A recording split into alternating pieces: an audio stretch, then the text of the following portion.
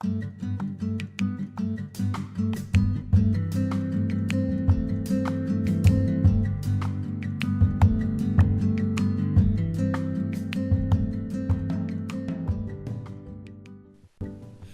morning, good afternoon, good evening, good night, wherever this may find you. I am coming to you this day because there is an issue that's dear to my heart um, that I think needs to be discussed. I have never seen any videos on it, I never seen any post about it on Twitter, Facebook, Instagram, anything, but I know it's an important conversation we need to have. In the conversation, I'm going to try to do it as humbly and respectfully as possible, um, not appearing to be ungrateful. So please keep that in mind while I go forth. Okay. All right.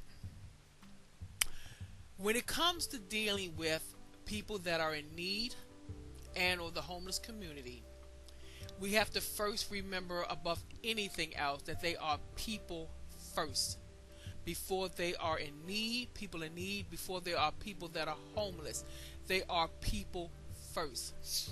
When let's say let's go with we, decide that we want to offer some things to those in need or that are homeless, whether it's not coming from, but whether it's dealing with clothes, shoes, coats, bags, furniture, sleepwear, whatever it may be, we have to keep in mind that they are people first.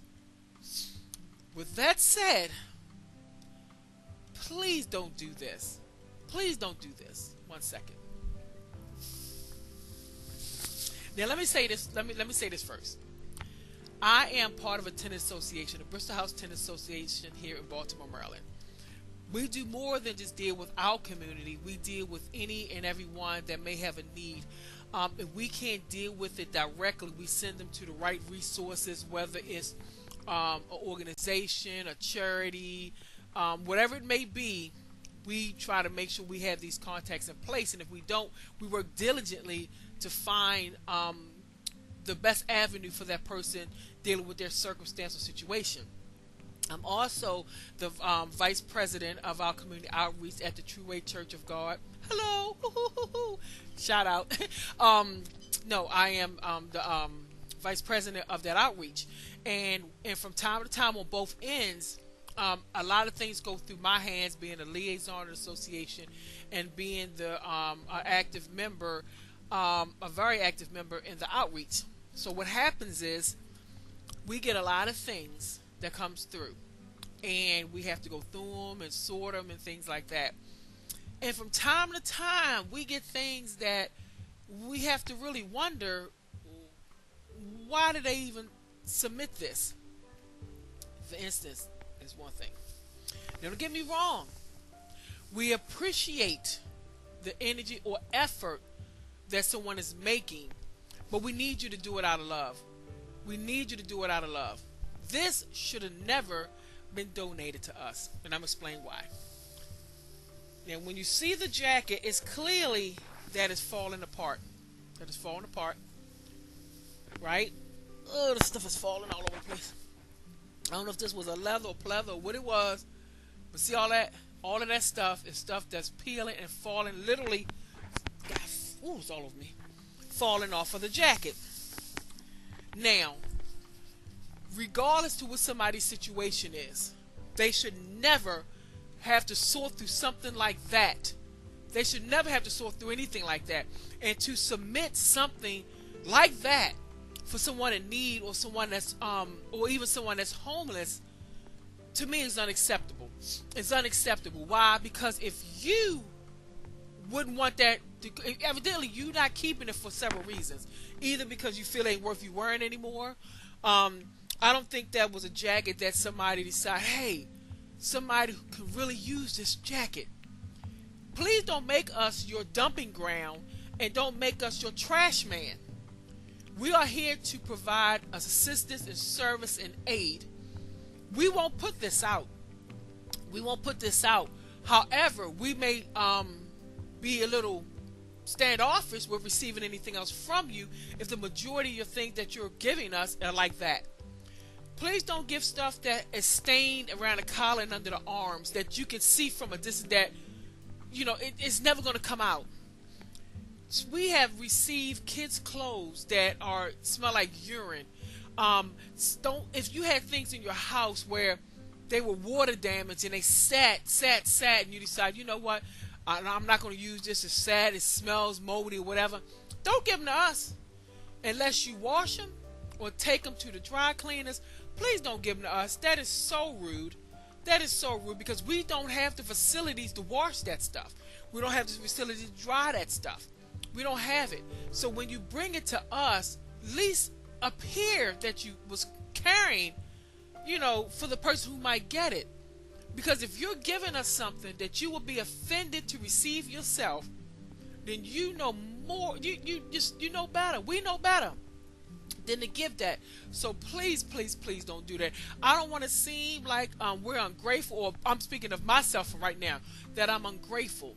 We appreciate any consideration, but we have to be mindful. These are people first. For instance, Christmas just passed. Some of you got new coats, new boots, shoes, new gloves, hats, scarf, all of these different things. And as we know, it's cold out there.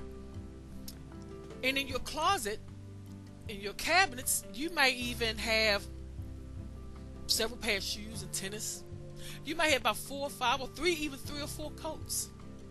And I'm pretty sure one of those coats that you haven't maybe worn in the last couple of years, or you wore once or twice out of the fall-winter season this year and even last year, you can donate that coat.